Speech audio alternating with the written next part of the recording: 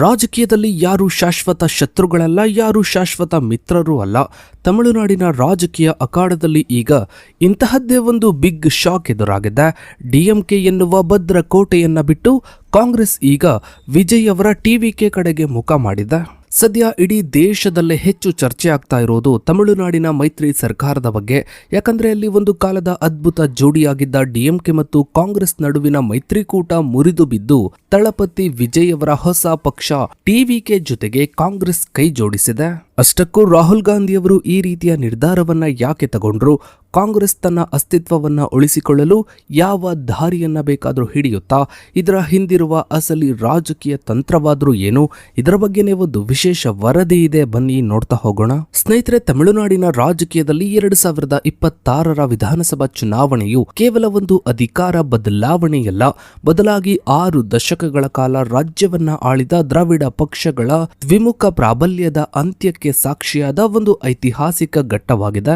ನಟನಿಂದ ರಾಜಕಾರಣಿಯಾಗಿ ಬದಲಾದ ವಿಜಯ್ ನೇತೃತ್ವದ ಟಿವಿಕೆ ಪಕ್ಷದ ಅನಿರೀಕ್ಷಿತ ಉದಯ ಮತ್ತು 2 ದಶಕಗಳ ಕಾಲ ಡಿಎಂಕೆ ಜೊತೆಗಿನ ಕಾಂಗ್ರೆಸ್ ಮೈತ್ರಿಯು ರಾಹುಲ್ ಗಾಂಧಿ ನೇತೃತ್ವದ ಹೈಕಮಾಂಡ್ ಹಠಾತ್ತಾಗಿ ಬ್ರೇಕ್ ಮಾಡಿರುವುದು ಭಾರತೀಯ ರಾಜಕೀಯದಲ್ಲಿ ದೊಡ್ಡ ಚರ್ಚೆಗೆ ಗ್ರಾಸವಾಗಿದೆ. ಸ್ನೇಹಿತರೆ, 2026ರ ಏಪ್ರಿಲ್ 23ರಂದು ನಡೆದ ಚುನಾವಣೆಯು 85.1% ದಾಖಲೆಯ ಮತದಾನದೊಂದಿಗೆ ತಮಿಳುನಾಡಿನ ರಾಜಕೀಯ ದಿಕ್ಸೂಚಿಯನ್ನೇ ಬದಲಿಸಿತು. ಮೇ 4ರಂದು ಪ್ರಕಟವಾದ ಫಲಿತಾಂಶಗಳು ರಾಜ್ಯದ ಇತಿಹಾಸದಲ್ಲೇ ಮೊದಲ ಬಾರಿಗೆ ಅಸ್ಥಿರ ವಿಧಾನಸಭೆ ಪರಿಸ್ಥಿತಿಯನ್ನು ಸೃಷ್ಟಿಸಿದ್ವು. ವಿಜಯ್ ಅವರ ಟಿವಿಕೆ ಪಕ್ಷವು 108 ಸ್ಥಾನಗಳನ್ನು ಗೆಲ್ಲುವ ಮೂಲಕ ಅತಿದೊಡ್ಡ ಪಕ್ಷವಾಗಿ ಹೊರಹೊಮ್ಮಿತು. ಆದರೆ ಬಹುಮತಕ್ಕೆ ಬೇಕಾದ 118 ಸ್ಥಾನಗಳ ಮ್ಯಾಜಿಕ್ ಸಂಖ್ಯೆಯನ್ನ ತಲುಪಲು 10 ಸ್ಥಾನಗಳ ಕೊರತೆಯನ್ನ ಎದುರಿಸಿತು. ಈ ಫಲಿತಾಂಶಗಳು ಡಿಎಂಕೆ ನಾಯಕ ಮತ್ತು ಮಾಜಿ ಮುಖ್ಯಮಂತ್ರಿ ಎಂಕೆ ಸ್ಟಾಲಿನ್ ಅವರಿಗೆ ಭಾರಿ ಹಿನ್ನಡೆಯನ್ನ ತಂದವು.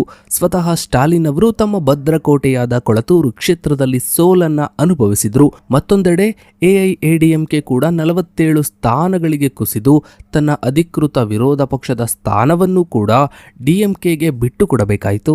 ಸ್ನೇಹಿತರೆ, ಕಾಂಗ್ರೆಸ್ ಮತ್ತು ಡಿಎಂಕೆ ನಡುವಿನ 22 ವರ್ಷಗಳ ಸುದೀರ್ಘ ಮೈತ್ರಿಯು ಮೇ 6, 2026ರಂದು ಅಧಿಕೃತವಾಗಿ ಕೊನೆಗೊಳ್ಳಿತು. ಈ ನಿರ್ಧಾರವು ಡಿಎಂಕೆ ನಾಯಕತ್ವಕ್ಕೆ ದೊಡ್ಡ ಆಘಾತವನ್ನ ನೀಡಿತು. ಏಕೆಂದರೆ ಸ್ಟಾಲಿನ್ ಮತ್ತು ರಾಹುಲ್ ಗಾಂಧಿ ನಡುವೆ ಅತ್ಯಂತ ಉತ್ತಮ ಒಡನಾಟವಿತ್ತು.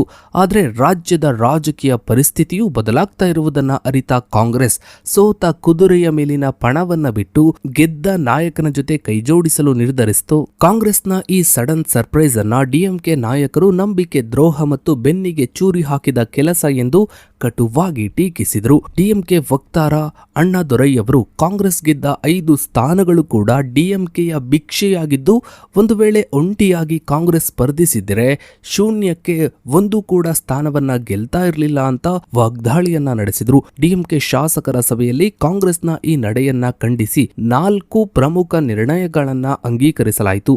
ಹಿರಿಯ ನಾಯಕರು ಐಎನ್ಡಿಐಎ ಒಕ್ಕೂಟವು ಮೈತ್ರಿ ಒಕ್ಕೂಟವು ಈಗ ಅಂತ್ಯಗೊಂಡಿದೆ ಎಂದು ಘೋಷಿಸಿದರು.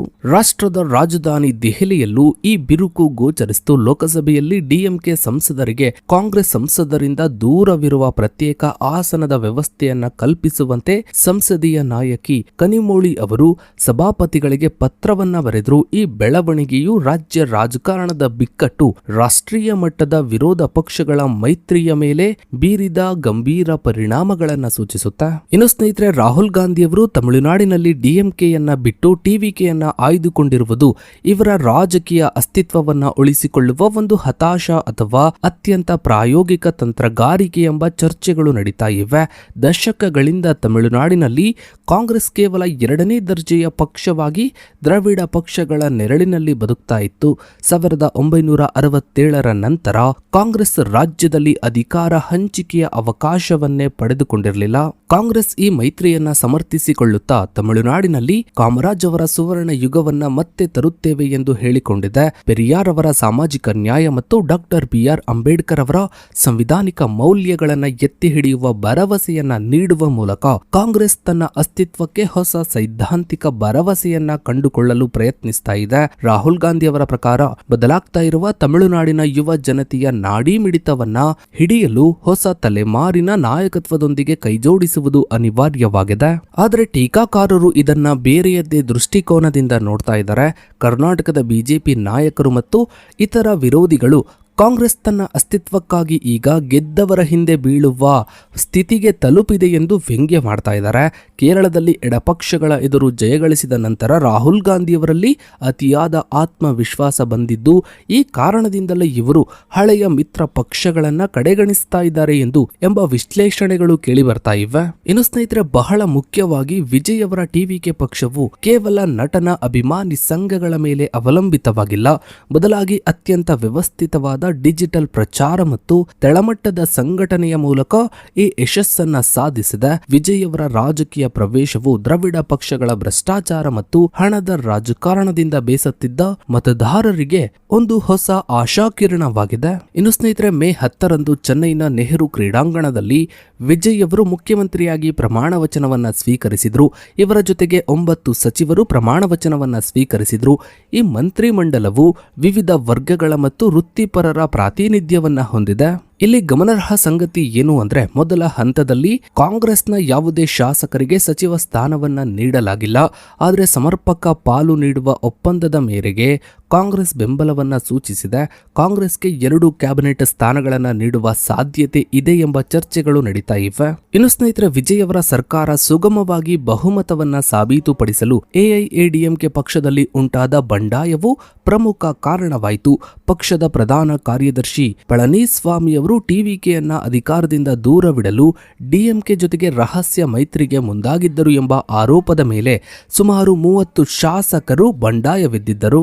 ಬಂಡಾಯ ಶಾಸಕರ ಗುಂಪು ಡಿಎಂಕೆ ವಿರುದ್ಧ ರಾಜಕಾರಣ ಮಾಡುವುದೇ ಎಐಎಡಿಎಂಕೆಯ ಮೂಲ ತತ್ವ ಎಂದು ವಾದಿಸಿತು. ಮೇ 13ರಂದು ನಡೆದ ವಿಶ್ವಾಸ ಮತದಲ್ಲಿ 24 ಎಐಎಡಿಎಂಕೆಯ ಬಂಡಾಯ ಶಾಸಕರು ವಿಜಯ್ ಸರ್ಕಾರದ ಪರವಾಗಿ ಮತವನ್ನ ಚಲಾಯಿಸಿದ್ರು. ಇದರಿಂದ ವಿಜಯ್ ಅವರು ಒಟ್ಟು 144 ಮತಗಳ ಬೆಂಬಲದೊಂದಿಗೆ ಸುಲಭವಾಗಿ ಗೆಲುವನ್ನ ಸಾಧಿಸಿದ್ರು. ಪ್ರತಿಯಾಗಿ ಪಳನಿಸ್ವಾಮಿಯವರು 26 ಜಿಲ್ಲಾ ಕಾರ್ಯದರ್ಶಿಗಳನ್ನ ಪಕ್ಷದಿಂದ ವಜಾಗೊಳಿಸಿದ್ರು. ಇನ್ನು ಸ್ನೇಹಿತರೆ, ತಮಿಳುನಾಡಿನ ಈ ರಾಜಕೀಯ ಬದಲಾವಣೆಗಳು ನೆರೆಯ ಕರ್ನಾಟಕದಲ್ಲೂ ಸಂಚಲನವನ್ನ ಮೂಡಿಸಿವೆ. ತಮಿಳುನಾಡಿನ 5 ಕಾಂಗ್ರೆಸ್ ಶಾಸಕರನ್ನ ಪಕ್ಷಾಂತರದ ಭೀತಿಯಿಂದಾಗಿ ಬೆಂಗಳೂರಿನ ರೆಸಾರ್ಟ್ಗೆ ಸ್ಥಳಾಂತರಿಸಲಾಗಿತ್ತು. ಇದು ಕರ್ನಾಟಕದ ರೆಸಾರ್ಟ್ ರಾಜಕಾರಣವನ್ನ ನೆನಪಿಸಿತು. ಇನ್ನು ಸ್ನೇಹಿತರೆ, ಬಹಳ ಮುಖ್ಯವಾಗಿ ತಮಿಳುನಾಡಿನ ಈ ರಾಜಕೀಯ ಬೆಳವಣಿಗೆಗಳು ರಾಹುಲ್ ಗಾಂಧಿಯವರ ರಾಜಕೀಯ ಅಸ್ತಿತ್ವದ ಪ್ರಶ್ನೆಯನ್ನ ಮುನ್ನೆಲೆಗೆ ತಂದಿದೆ. ಡಿಎಂಕೆಯಂತಹ ಮಿತ್ರ ಪಕ್ಷವನ್ನ ತ್ಯಜಿಸಿ ವಿಜಯ್ ಅವರಂತಹ ಹೊಸಬರೊಂದಿಗೆ ಕೈಜೋಡಿಸಿರುವುದು ಒಂದು ಕ್ಯಾಲ್ಕುಲೇಟೆಡ್ ರಿಸ್ಕ್ ಆಗಿದೆ. ಒಂದು ವೇಳೆ ವಿಜಯ್ ಸರ್ಕಾರವು ಉತ್ತಮ ಆಡಳಿತವನ್ನ ನೀಡಿ ಜನರ ವಿಶ್ವಾಸವನ್ನ ಗಳಿಸಿದರೆ ಕಾಂಗ್ರೆಸ್ ರಾಜ್ಯದಲ್ಲಿ ತನ್ನ ಕಳೆದು ಹೋದ ವೈಭವವನ್ನ ಮರಳಿ ಪಡೆಯಬಹುದು. ಸೊ ಇದಾಗಿತ್ತು ಸ್ನೇಹಿತರೆ ಇವತ್ತಿನ ಈ ಒಂದು ವಿಡಿಯೋದ ಬಗ್ಗೆ ನಿಮ್ಮ ಅನಿಸಿಕೆ ಅಭಿಪ್ರಾಯಗಳನ್ನ ತಪ್ಪದೆ ಕಮೆಂಟ್ ಸೆಕ್ಷನ್ ಅಲ್ಲಿ ಕಮೆಂಟ್ ಮಾಡಿ. ಹಾಗೆ ವಿಡಿಯೋಗೊಂದು ಲೈಕ್ ಮಾಡ್ತಾ ವಿಡಿಯೋನ ಆದಷ್ಟು ಎಲ್ಲ ಕಡೆ ಶೇರ್ ಮಾಡಿ. ನೀವಿನ್ನು ನಮ್ಮ ಚಾನಲ್ಗೆ ಸಬ್ಸ್ಕ್ರೈಬ್ ಆಗಿಲ್ಲ ಅಂದ್ರೆ ಕೆಳಗಡೆ ಕಾಣ್ತಾ ಇರೋ ಸಬ್ಸ್ಕ್ರೈಬ್ ಬಟನ್ ಕ್ಲಿಕ್ ಮಾಡಿ. ಹಾಗೆ ಪಕ್ಕದಲ್ಲಿ ಕಾಣೋ ಬೆಲ್ ಐಕಾನ್ ಕೂಡ ಕ್ಲಿಕ್ ಮಾಡಿ. Thanks for